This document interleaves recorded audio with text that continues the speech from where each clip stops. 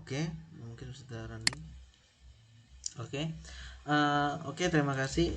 Perkenalkan, saya Krisna Ciputra dari kelas Informatika 302 eh, dengan nomor NIM sebagai berikut. Nah, 220401010196.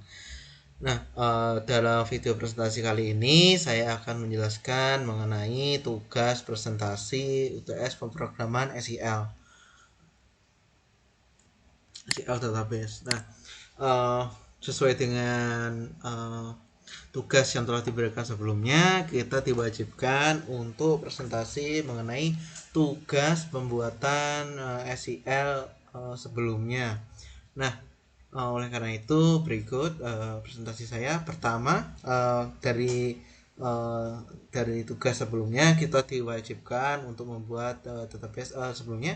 Untuk ini saya sebelum membuat database saya perlu menyiapkan platform SQL dulu, bisa lewat langsung dari Linux, misalnya seperti menggunakan apt get install MariaDB or MySQL atau lain-lain, atau bisa langsung menggunakan SAM. Kebetulan untuk case ini saya langsung menggunakan SAM. Instalasi SAM, setelah itu instalasi PHP MyAdmin pada SAM tersebut. Nah, otomatis langsung bisa saya remote untuk ini, tapi tetap saya menggunakan command query untuk menambahkan setiap database-nya. Oke, pertama create database. Kita membuat database dengan nama gudang. Setelah itu membuat tabelnya. Berbeda dengan database itu sebuah kita ibaratkan tempat, tabelnya itu kita ibaratkan meja penyusunnya untuk menyusun data-data yang akan disimpan nanti, tempat penyimpanannya pada tempat gudangnya. Ini kita buat tabelnya dengan nama barang sesuai dengan tugas sebelumnya dengan ketentuan sebagai berikut. Untuk tabel barangnya ada 4 kolom, yaitu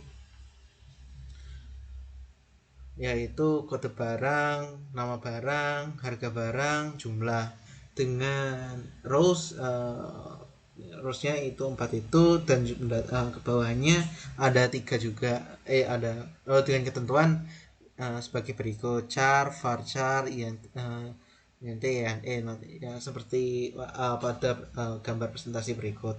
Nah, setelah menambahkan tabelnya, nah kita baru mulai isi tempat penyimpanan barang yang telah kita buat sebelumnya, ibaratnya seperti itu. Nah, kita bisa menambahkan variabel pada tabel yang telah kita buat. Nah, untuk perintahnya kita bisa menggunakan perintah insert into tabelnya, dalam tanda kurung tabelnya. Setelah itu variabelnya apa aja yang perlu ditambahin, harus urus sesuai dengan variabelnya yang ditambahin sebelumnya. Nah, bisa dilihat di sini untuk kode barang, kita value-nya kita set B001 sampai 5. Habis itu nama barang, bisa kita isi nama barangnya yang tabel tersebut. Habis itu harga barang per satuannya, setelah itu jumlah barang. Setelah itu untuk kalau setelah ini kita sebenarnya bisa langsung mengecek dengan menggunakan berhubung saya menggunakan browser,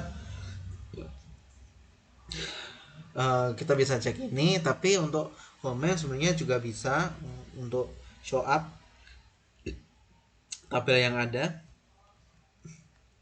Pertama select tabelnya, habis itu langsung print. Nah, setelah menambahkan barang-barang ini, nah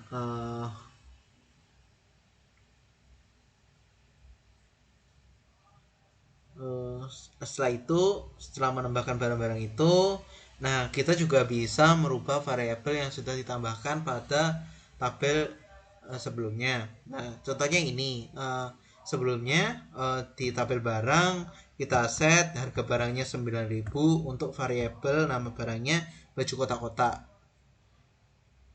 itu. Jadi nanti baju kotak-kotak yang harga sebelumnya 10.000 100.000 kita set jadi 99.000. Nah, setelah update variabel, setelah itu untuk jumlah stok wajib terisi. Kalau misalnya tidak terisi, misalnya variabel jumlah stoknya 0, nanti untuk itu untuk variabel itu tidak valid. Nah, jadi bisa dilihat di sini untuk merubah settingan variabel yang ditambahkan sebelumnya, tipe variabel sebelumnya yang sebelumnya int03 dirubah yang sebelumnya sudah not null, sekarang tetap di set not null. Jadi parameter jadi nilainya tidak boleh dari 0, harus ada value-nya, harus ada nilainya. Dalam tanda kurung, lebih tepatnya harus wajib terisi untuk jumlah stok barangnya. Nah, setelah itu bisa kita lihat di sini, bisa menggunakan query atau lewat browser kalau misalnya menggunakan phpMyAdmin. Kalau tidak ada phpMyAdmin, kita wajib untuk mengisi. Nah, untuk mengisinya ya kalau di Linux kita masuk ke MySQL-nya, habis itu masuk ke SQL-nya kita wajib menggunakan akun user MySQL, login, habis itu masuk ke database. Setelah masuk ke database, masuk ke tabel. Setelah masuk ke tabel, baru kita bisa masuk ke tabel, select tabelnya, lalu kita bisa print tabelnya seperti itu. Sebentar.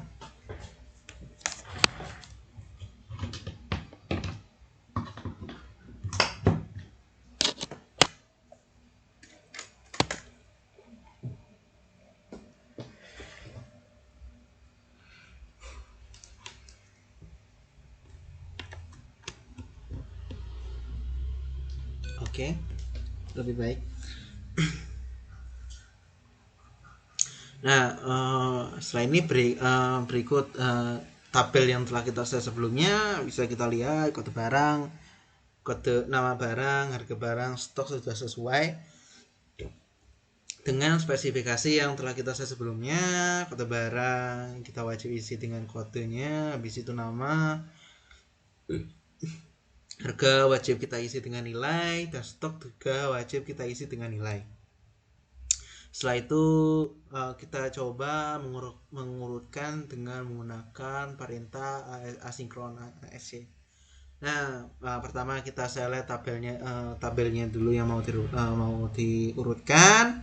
Habis itu kita urutkan dari variabel apa. Nah, di sini saya mengurutkan menggunakan variabel nama barang. Nah, setelah itu bisa dilihat di sini. Ini tampilan keseluruhannya yang saya tambahkan. Nah, ini yang tadi saya infokan untuk query untuk melihat database-nya bisa menggunakan select bintang from, habis itu nama tabelnya. Nah, berhubung di sini barang, maka akan muncul seperti berikut. Nah, untuk presentasi dari tugas SQL sebelumnya cukup sekian. Jika ada kurangnya saya mohon maaf. Terima kasih, sampai jumpa.